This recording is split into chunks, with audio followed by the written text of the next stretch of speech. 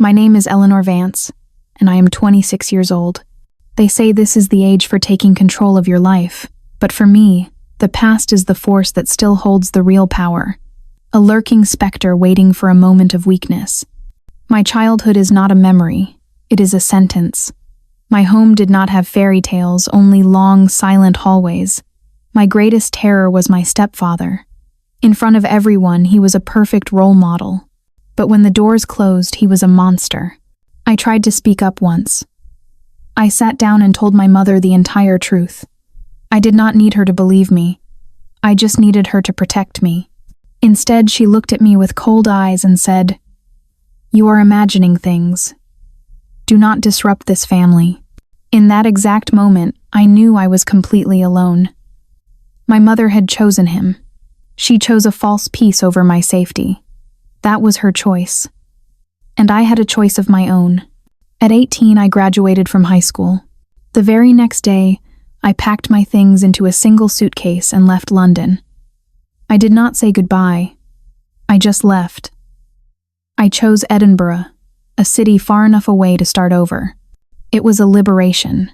For the first time in years, I could breathe without fear. But freedom always has a price. I had to build everything myself, to face the nightmares alone. I learned to survive on my own. That, it turned out, was the best preparation for what was to come. I once thought that leaving was the end of it. I was wrong. Distance cannot stop greed. Family never let me go. The phone calls still came, regularly. They never asked how I was. They demanded. They used family ties and the debt of raising me to ask for money. Sometimes for my brother's business ventures, other times to repair the house. Every time I refused, they called me an ungrateful child. They had taken my childhood. Now, they wanted my financial future. I had become their personal cash machine. My life continued this way. By day, I was Eleanor Vance, an art conservator. By night, I was drained by the toxicity of the very people I once called family. In the midst of those weary days, I kept one small ritual. Every Friday afternoon, I bought a lottery ticket. I did not truly believe in luck, but it was a symbolic act to hold onto a sliver of hope. And then, one Friday evening, the impossible happened. I sat in my apartment, checking the numbers on my phone. The first number matched, then the second, then the third. My heart began to pound. By the sixth number, I realized that all 6 numbers on my ticket perfectly matched the results. $47 million. I stared at the number, but there was no joy. Instead, a chill ran down my spine. The feeling was terrifyingly familiar, like when I was a child, hiding in the closet, hearing my stepfather's footsteps approaching. I knew this money was not a blessing. It was a curse, a piece of bait that would attract the flock of vultures I called family. The demanding calls would no longer be a trickle. They would become a flood. They would not leave me in peace. No, I would not let that happen. That very night, a decision formed. I would keep this a secret. No one could know, and this lottery ticket would become my weapon. So, the next morning, I did not go to the museum. I spent the entire day researching law firms and chose a name, Mr. Brusecta, Alistair Finch, an older lawyer known for his discretion. Mr. Finch's office was on a prestigious street. I walked in, my hands clutching the bag that held the ticket.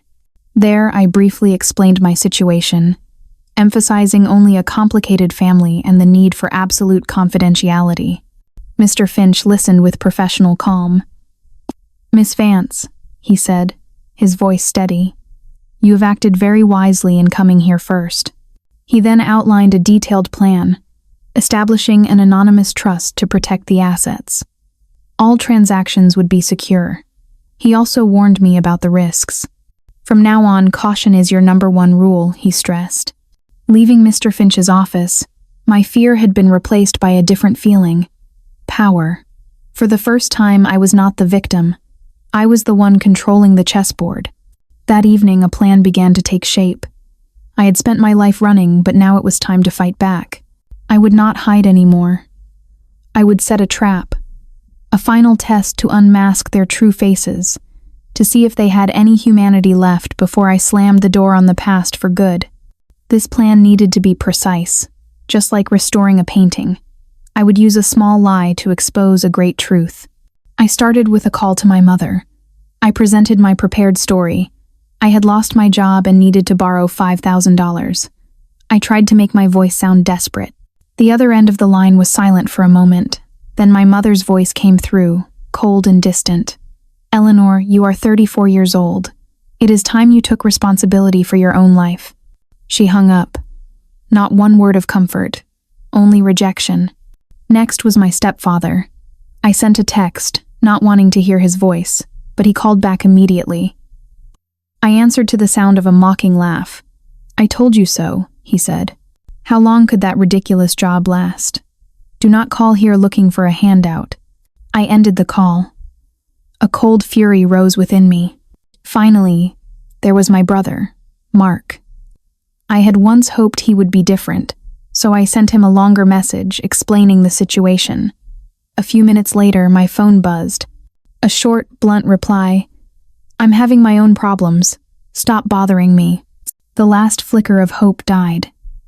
The results were not unexpected, but the reality still chilled me to the bone. To them, I was nothing more than a burden. I sat motionless in my room, everything exactly as I had predicted. And then, the phone rang again, an old landline number. It was my grandmother. Her voice on the other end was warm and worried. "Eleanor, I just heard your mother talking. Are you all right?" For the first time all day, I felt my armor crack. I did not complain. I simply recounted to her each person's reaction. She listened in silence. Then she spoke, her voice resolute. "Listen to me. I do not have much in savings, but I still have your grandfather's watch. I will sell it. Objects can be replaced, but a clear conscience cannot." Her words were the only genuine thing I had heard all day. In the middle of a rotten family, there was still one person. She was the only one who knew the truth about my past and had always stood by my side. In that instant, I knew what I had to do. I would not let her sell her keepsake. Instead, I would go to her to begin a new plan. The next morning, I took the earliest train to London, telling only her I was coming. I went straight to her small apartment, a quiet place, a world away from my mother's house. The moment the door opened, she pulled me into a hug, a warm embrace. "Come in, child," she said. "You look so tired." We sat in her living room. I decided I could not deceive her any longer. I looked her directly in the eye and told her the whole truth. About the lottery ticket, about the fortune, and about the test I had staged. I braced myself for a scolding, but she just listened in silence. When I finished, she was not angry, only letting out a heavy sigh before reaching for my hand and squeezing it gently. "I am not angry with you, Eleanor," she said, her voice filled with a deep sadness. "I am only sad that my granddaughter had to go to such lengths just to find a little bit of honesty." Then, she stood up and walked to the window. "This family has been broken for a long time, Eleanor. Not just since your stepfather arrived. It was broken long before that." She told me things I had never known, about my mother's selfishness and my brother's weakness. "They are used to living off others," she said. "They are like mistletoe, always looking for a strong tree to cling to. And now, they have seen you." She turned back, her gaze serious. "Now you are too big of a tree. They will not just cling to it, they will try to chop it down. Their greed has no bottom." She gripped my hand tighter. "Listen to me, Eleanor. With these people, you must be ruthless. Do not trust anyone. Do not trust your mother's tears, your brother's promises, and absolutely never turn your back on your stepfather." Her words were not advice. They were a warning. Leaving her house, my mind was no longer heavy, but clear.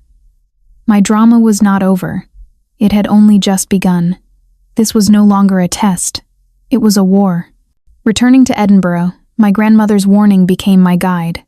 I had a solid legal wall in place, but I knew it was not enough. Hungry wolves do not give up easily. They would look for any crack, and I had to be one step ahead of them. And then, it happened. One late afternoon at the museum, my phone buzzed. An email from Mr. Finch. the subject line in all caps. Urgent matter, Vance Trust, contact immediately. I went into my office and called him back at once. Mr. Finch's voice was tense. Miss Vance, we finally reached you. We have been trying to call for 2 days but could not get through. There is a serious problem with your trust, he explained briefly. The security system had detected unusual withdrawal requests for hundreds of thousands of dollars through a third-party law firm with seemingly valid authorization documents. I did not sign any documents, I said flatly. That is precisely the problem, Mr. Finch replied. And our calls to your number were being redirected to an automated voicemail stating you were away on business. My mind instantly connected the dots. The automated voicemail, the trip home, my stepfather fixing my phone. He had made his move. Mr. Finch, I asked, my voice perfectly calm, what is the name of the authorized person? There was a second of silence on the line. Then Mr. Finch answered, his voice clear. The authorized party is a Mr. Michael Davies. My stepfather's name. I did not scream. I did not cry. A cold stillness washed over me. I was not surprised. I was validated in my fury. My grandmother's warning had come true. The game had begun. My anger was not hot. It was cold. He had invaded my life, controlled my communications, and brazenly stolen my money. He had crossed every line. Miss Vance, are you still there? Mr. Finch's voice came through the phone. I am here, I replied, my voice hard. Mr. Finch, we need to act now. Freeze all transactions. Gather every one of those forged documents. I need them. Of course, Miss Vance. And one more thing, I added. Find me the best cybersecurity expert you know. Hanging up, I stared out into the night. He had made a fatal mistake. He had underestimated me. This time I would not run. I would hunt. For the next few days, I did not go to the museum. My world shrank to my apartment, my computer, and a constant stream of calls with Mr. Finch and Ben, the cybersecurity expert. Ben confirmed what I already knew. Spyware had been installed on my phone, cloning everything. It meant my stepfather had known about my lottery win from the very beginning. He had not stumbled upon it. He had been hunting for it. The rage gave me a strange focus. I was no longer afraid. I became a detective. I had Ben retrieve all the stolen data and trace its origins. That is when the final curtain was pulled back. Ben's data confirmed it. My stepfather was not the only one. First came the call logs and text messages between him and my brother, Mark. Mark was not just silent. He was an informant, feeding him information about my weaknesses. He had sold me out. Next were the bank statements. A portion of the withdrawn money had been transferred directly into my mother's account. My mother, the woman who told me to take responsibility for my own life, had been quietly benefiting from the theft. This was not just my stepfather's plan. This was a scheme orchestrated by my entire family. The recovered text messages proved everything. They discussed their plan to bleed me dry. They laughed at my naivete. They called me their walking gold mine. And then, one final truth emerged, connecting everything. My stepfather's actions all those years ago were not just perversion.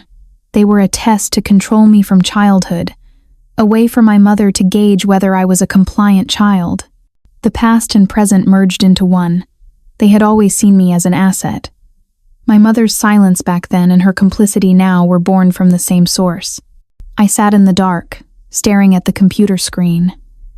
There were no more tears, no more pain, just a cold, empty void and a burning fire of hatred. They had made a mistake. They thought I was still that same weak child from years ago, but they had awakened someone else inside me, someone who had lost everything, and therefore had nothing left to fear. I picked up the phone and called Mr. Finch. "Sir," I said, my voice terrifyingly calm, "I need you to prepare everything. I want to organize a family meeting. It is time to bring down the curtain." I chose the house in London, my former prison, as the stage. I sent out formal emails requesting an urgent family meeting. They would come, of course, assuming their gold mine was ready to be exploited. I arrived early and sat alone in the living room. This place had once been filled with my fear, but today I felt only a cold calm. I was not the prey. I was the trapper. They arrived one by one. My stepfather with a look of self-satisfaction. My mother with a mask of false concern. My brother, Mark, fidgeting nervously. I did not invite my grandmother. Her integrity did not belong in this place. They all sat down, facing me. The air was silent. My mother was the first to break it, her voice sweet. "Eleanor, darling, what is wrong?" I did not answer. I simply placed a tablet on the table and pressed a button. The screen lit up, displaying the transaction statements from my trust, the enormous figures, and the familiar names. The color drained from their faces. What is this?" my stepfather stammered. I swiped to the next screen. The forged power of attorney, my signature magnified. "This signature," I said, my voice even. "Does it look familiar?" Silence descended. My mother began to breathe heavily. "Perhaps," I continued, "you will recognize these more." And then I delivered the final blow. The recovered text messages appeared. The conversations between the three of them. The naive girl bought it. "Take it slow. Do not let her get suspicious. When do we make the next move?" The mocking words, the plans to drain my funds, all of it laid bare. Their masks shattered. And then, all hell broke loose. "This is your fault!" my mother screamed, pointing at my stepfather. "You were too greedy." "Mine," he roared back. "Were you not the one pushing me? And you, Mark," my mother turned on my brother. "You sold out your own sister." "For who?" Mark yelled back. "Was it not you two who dragged me into this?"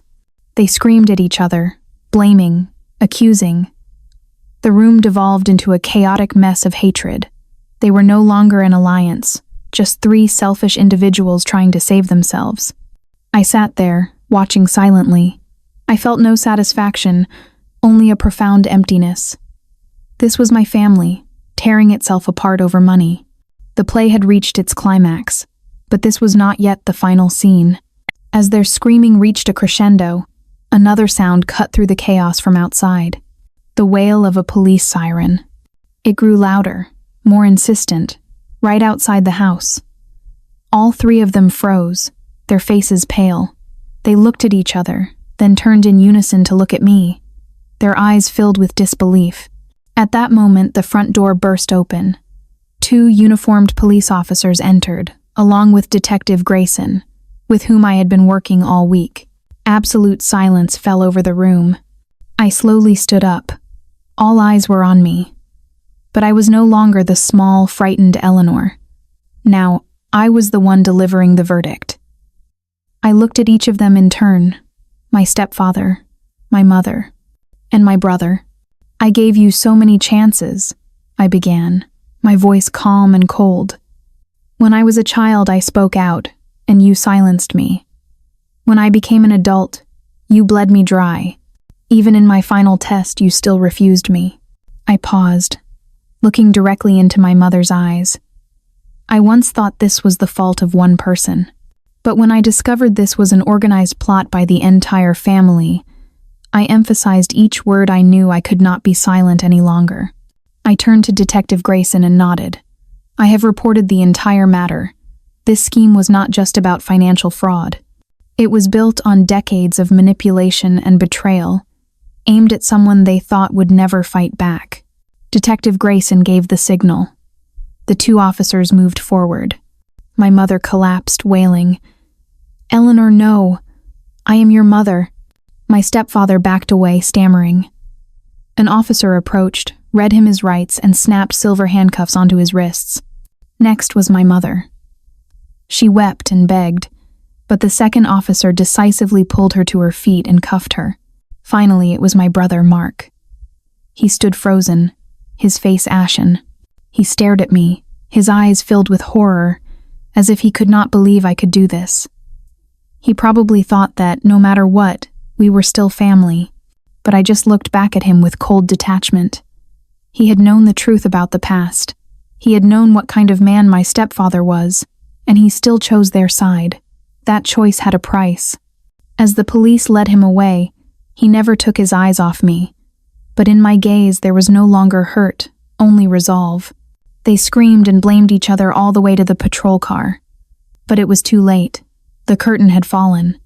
I stood alone in the empty room, listening to the sound of the police sirens fading into the distance. A deep silence settled over me. For the first time in my life I felt at peace. A peace that came from breaking the chains. The months that followed were a series of legal proceedings. I was no longer a spectator. I was the primary witness. Alongside Mr. Finch, I provided all the evidence. Every time I had to retell the story, old wounds ached, but it was a necessary pain. The case became public. The press called it the millionaire family tragedy. I did not care. I built a wall to protect my privacy. I did not attend the trial. I had no desire to see their pathetic state. I only heard the results through my lawyer. They faced the inevitable consequences. My stepfather received the longest sentence. My mother and brother received their own proportionate sentences. Through the legal process, all the stolen assets were recovered. The numbers in my bank account returned to what they were, but I was changed forever. When everything settled, I returned to Edinburgh. The silence in my apartment was no longer loneliness. It was serenity. The burden of lies and fear had been lifted. The ghosts of the past were just truths brought to light, parts of a story that now had an ending. I was no longer a victim. I was a survivor. This process was not about revenge. It was a purification. I had to burn down the toxic forest of my memories. And now, as the ashes settled, I was ready to begin a new chapter. The first thing I did was return to London and bring my grandmother to live with me in Edinburgh. My apartment, once a solitary place, was now filled with the warmth of family. She was the last piece of the concept of family that I held on to. We lived a quiet life. She never brought up the past, never asked about the money. She was simply there, providing a peace that no fortune could ever buy. The $47 million still sat in the trust. I had once seen it as a curse, then as a weapon, but now I looked at it differently. It was the result of a painful journey, and it had to have a greater meaning. I made my decision. With Mr. Finch, I used the majority of the assets to establish a charitable foundation, the Beacon of Hope Foundation. Its mission was clear: to help victims of domestic abuse and violence, people who had spoken out but were not heard. The new work consumed me. I was no longer preserving lifeless objects. Now, I was helping to mend fractured souls. With every life we helped, my own wounds healed a little more. My pain had been transformed into a purpose. I learned a lesson. Family is not always about blood. Sometimes the people you share blood with are the ones who will stab you in the back. True family are the people who believe in you and never try to use you. My family now is my grandmother, my colleagues, and the strangers I am trying to help. Looking back on it all, I realize I did not find peace from winning the lottery. That luck was merely a catalyst, a torch that illuminated the darkest corners. True peace came from daring to face the truth, from breaking the chains of deceit and fear. It came from choosing the path of justice. Finally, I had found my salvation, not in the numbers in a bank account, but in the tranquility of my own soul, in my grandmother's smile each morning, and in the hopeful eyes of those I had the chance to help. I had written a new ending for my own story. An ending with no ghosts, only light. Use arrow up and arrow down to select a turn. Enter to jump to it, and escape to return to the chat.